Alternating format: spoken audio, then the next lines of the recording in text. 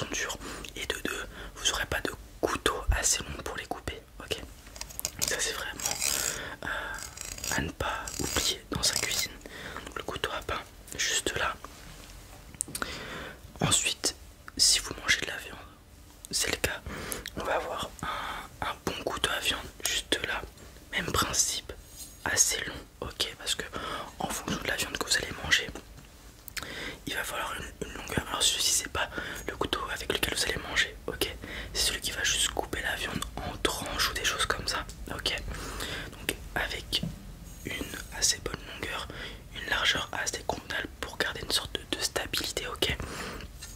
Avec un diamètre ici, une largeur au niveau de la lame assez épais ici pour venir caler le doigt juste là, des choses comme ça. Un bon affûtage, ok.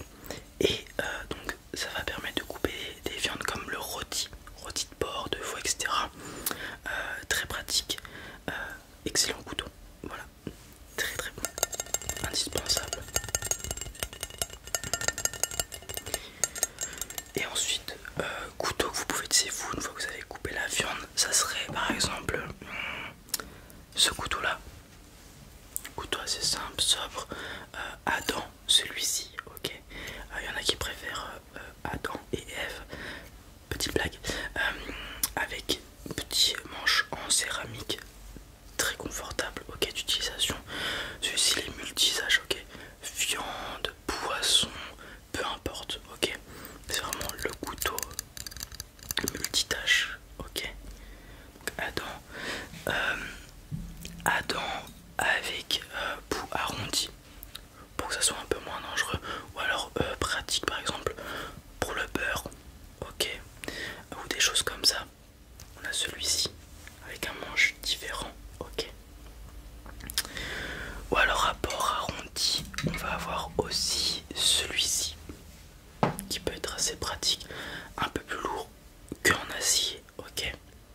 Voilà, celui-ci c'est généralement le couteau qu'on vient donner aux enfants, ok. Pourquoi? Parce qu'il est pas pointu, ok.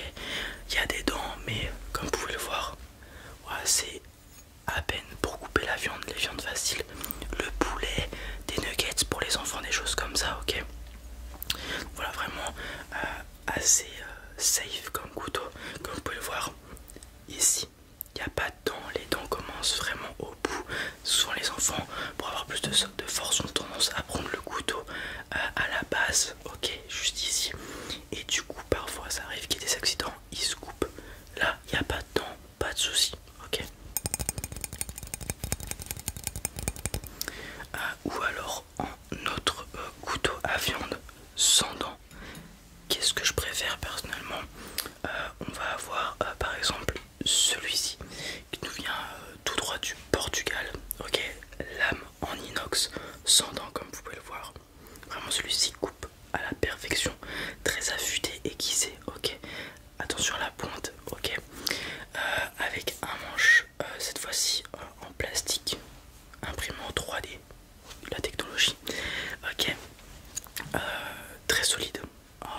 Ce couteau là il va pas bouger, vraiment pratique avec une bonne prise en main, ok, très important pour un couteau. Et celui-ci va être parfait pour votre viande, etc. Comme les précédents, ok. Après on va avoir le même couteau du Portugal, pareil, mais avec un manche différent pour ceux qui aiment un peu plus la tradition, ok, avec un manche en bois et ici ce qui rallie la lame au manche en bois en métal comme vous pouvez le voir juste ici, ok. Pareil, celui-ci très bon. Cela dit, ceux-là ne vont pas à la machine à laver, ok.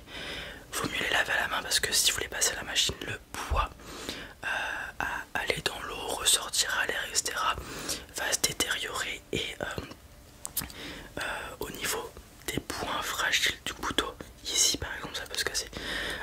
Moi j'ai déjà un couteau, c'est ceux-là que j'utilise chez moi, qui lorsque je coupais une patate douce, quelque chose d'assez solide, hein, si vous avez déjà coupé des patates douces, je coupais et fiou, le couteau c'est scindé en deux, là, le manche en bois, fiou, c'est complètement détaché en fait,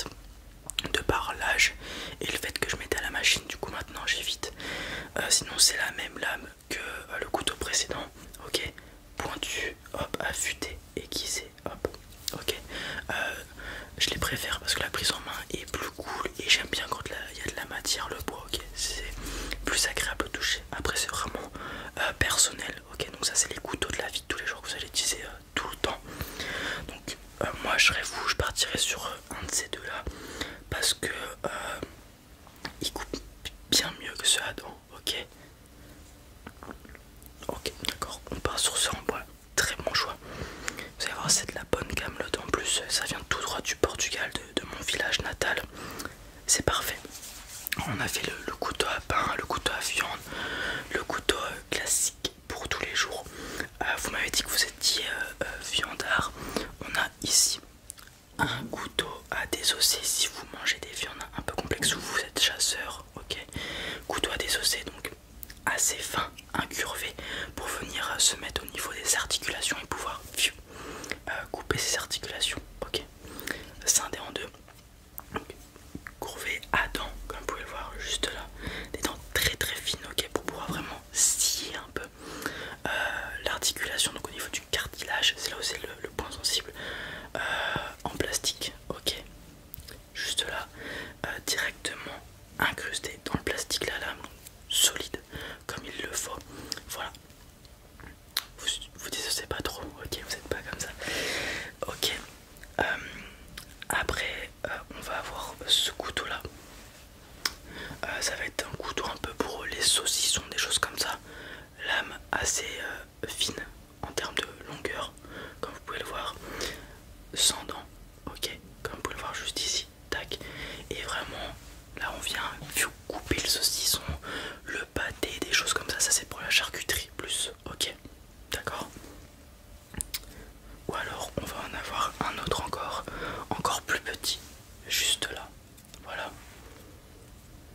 Alors à l'inverse du précédent, comme vous pouvez le voir, la lame s'affûte ici, mais pas de l'autre côté, ok, un peu comme une paire de ciseaux. Donc ça va venir être différent au niveau de la coupe, voilà. Mais sinon c'est le même principe, hein, c'est un couteau, ça coupe. Je pense que vous pouvez le voir.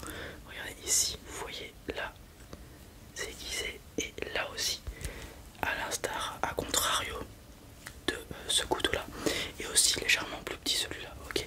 Et avec une meilleure prise en main. Pourquoi? Parce que il y a un petit rebord ici pour le petit doigt, ok. Du coup, comme vous pouvez le voir, bon, moi j'ai une petite main donc ça passe, mes 4 doigts passent, mais si vous avez une main un peu plus grosse et que vous faites 1m90, peut-être pas, ok. Donc ça c'est très pratique, je vous invite pour le saucisson, c'est excellent, à l'entrée, apéritif, tout ça, ok. Et quelque chose de très important avec, puisque vous avez pris des couteaux sans dents, un affûteur. Donc c'est une simple,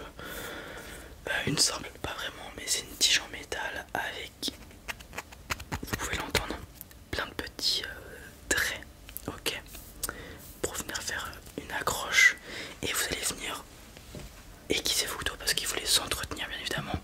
Or aiguisez-les tous les mois et demi, 2 mois en fonction de comment vous les utilisez, etc. Ok, très simple, vous venez. Ok, très simple. Alors attention quand vous le faites à pas mettre vos doigts au mauvais endroit. Ok, hop. Alors on fait une dizaine de coups de chaque côté. Il est reparti. Vraiment, c'est vraiment super pratique et il faut entretenir l'affûtage de vos couteaux, c'est super important. Ok, on part sur ça.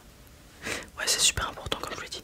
Donc on part sur les couteaux en bois comme on a dit, le couteau à pain, le couteau à viande, un petit couteau à saucisson, à charcuterie. Ok, et l'affûteur. C'est tout bon. C'est tout bon, bah, super, voilà. Heureux d'avoir pu vous aider, super. Bon les amis, c'est tout pour cette petite vidéo. Je suis loin d'être un spécialiste en couteau machin et tout. Moi je les utilise juste pour couper ma viande, des choses comme ça. Alors s'il y a des fautes au niveau de la spécialisation des couteaux, des trucs comme ça, ne m'en voulez pas. C'était juste pour faire une vidéo. Voilà, j'avais eu cette